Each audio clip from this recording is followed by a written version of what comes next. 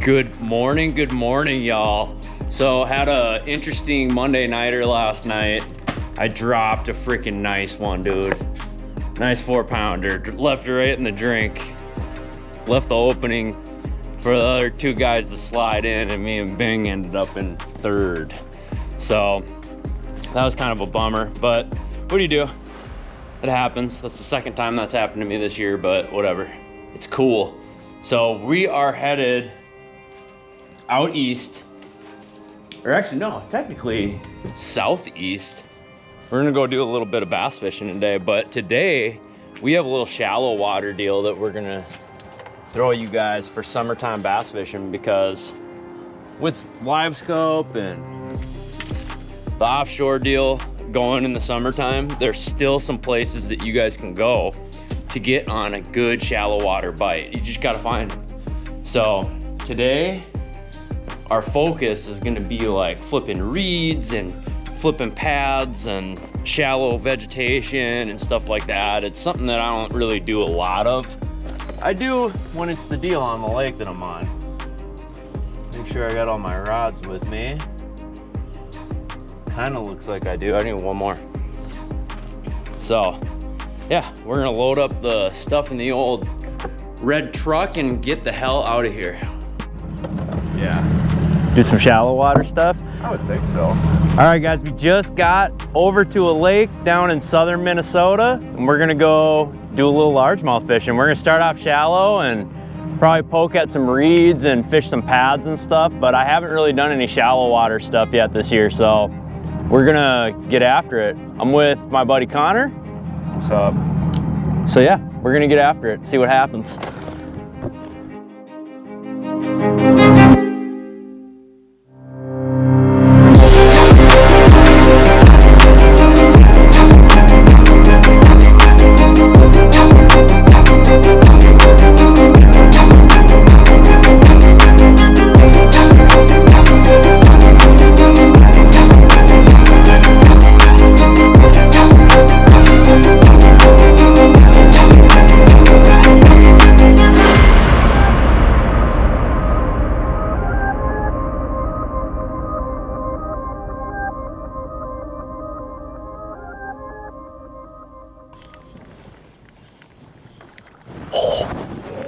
I heard that. Dude. Was that a big one? I don't know. I heard it, I didn't see it.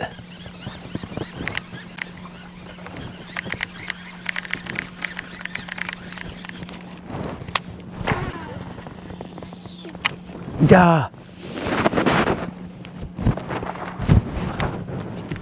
Oh, shoot.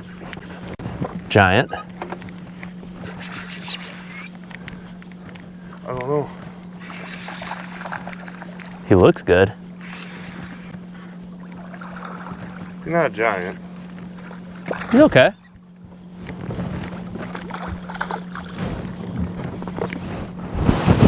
He's okay.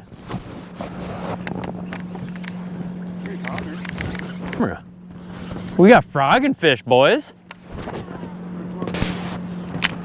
Yellow.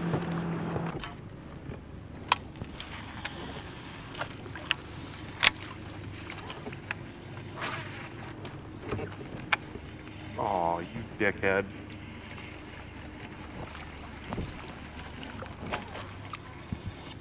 But like, shouldn't this tree have one?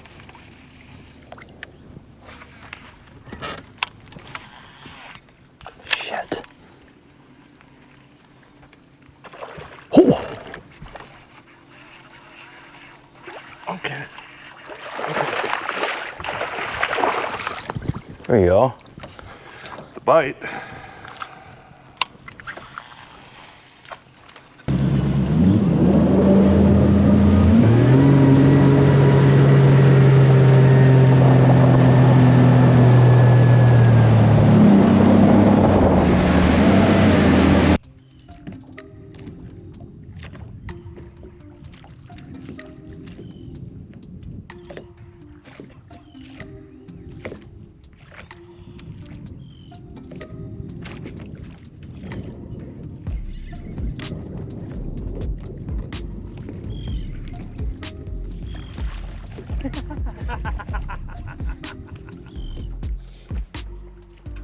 What? I saw it. They get caught in the grass. You're like, Dude, this is a fat little bass. That's 3.5 pounds of angry bass.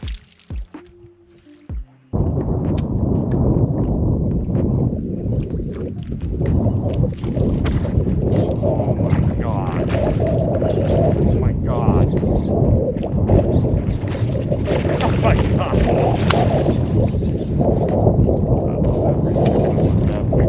I fucking got him, dude. Oh, he's not even big. Look at him. Oh, fuck it. No big deal. Your landing percentage is like...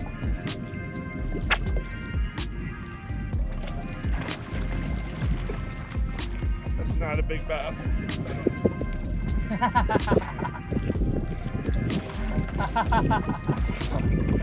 Come on. Come on. I wish there was a soundtrack to this. Dude, for how hard we've had to work, we've got some bass in here though. Like, but we've had to really work. Like, I don't think in that watercolor we were fishing, we were gonna get enough bites to get it done.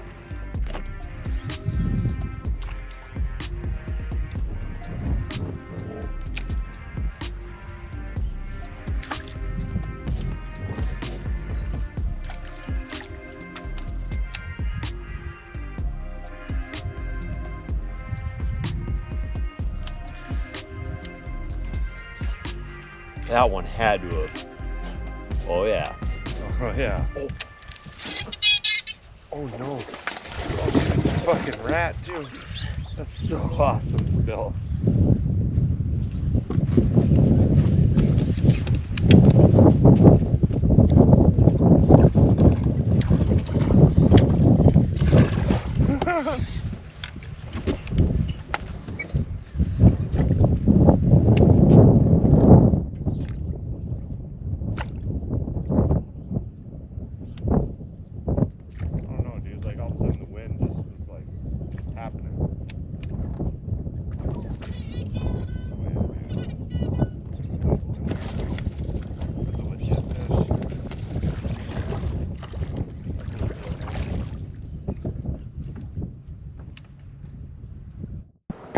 All right, guys, so I forgot to really close out the video and kind of talk to you guys really about what it was that we were actually doing. It's pretty easy to tell. We were flipping reeds and going down and flipping like that shallow cover that you guys could see. The cover was about anywhere from 4 to 7-ish feet deep.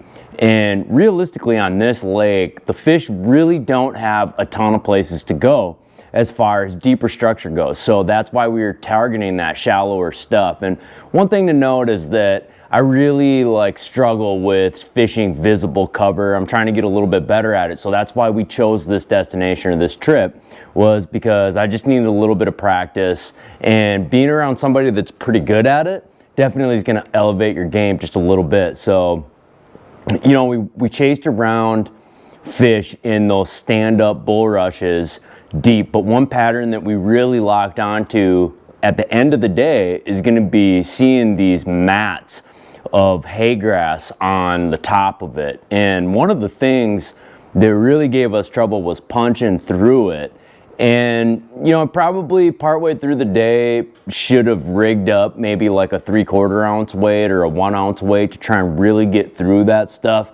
You know, I don't fish that often, so I don't have a ton of that type of gear or carry that type of gear on me very often. So fishing that way is relatively different to me. So I think I got a little bit lazy and I didn't really do what I should have done, which is probably tie on the right stuff to be able to get through that. But what we were doing is we were flipping up the jigs, like, you know, flipping up high in the air and getting them to punch through those mats. And that's how we got a lot of bites. Now, flipping that visible cover there's some stuff to really note, like points, inside turns, just like you would see on like a contour map. When you look at some of those reed patterns, like if there's a bump out with a point, or you know, you got a bump out with a big mat in front of it, that's stuff that you need to cover. And you know, the worst part about where these fish were is we think that they were actually up in more of the middle of the bulrushes, up in the middle of the weeds, and that really makes it a challenge to be able to catch those fish and to be able to get to them, you know. And the other thing too is when you're fishing reeds specifically, the thicker they get, the harder it is to get the fish out of them. So you kind of know when you're making those longer flips like we were, that the chances of you actually being able to get them out after you do get them pinned is pretty tough. They oftentimes will wrap around those reed stems and they're really tough to get out. One thing that me and Connor were talking about throughout the day was line choice. You know, some guys like using braid, some guys like using fluoro, and where I was like, I think that braid just really, after you use it enough and that first initial coating comes off that braid, I personally think that that braid gets wrapped around those reed stems really easy, and I think the fluorocarbon just has a harder time, and I think it cuts. You know, I think that fluorocarbon's got a harder surface and it cuts, and there's a lot of zebra mussels on those reed stems too as well that fray that braid line, and I think that fluorocarbon just works just a little bit better for my liking. What I would suggest for doing this, man, is like a 7 to 7'6" heavy, fast action, like the lightest rod that you can absolutely find. That's gonna do the job for this and be able to get those fish out. One thing I'll note is getting a high quality rod. If you're gonna do this a lot, getting a high quality rod is pretty important. My elbow and my wrist got pretty fatigued out throughout the day of making that flipping backhand motion, and it's still a little bit raw. So, you know, lighter gear is gonna be better, so higher quality blank is gonna be pretty important for doing this.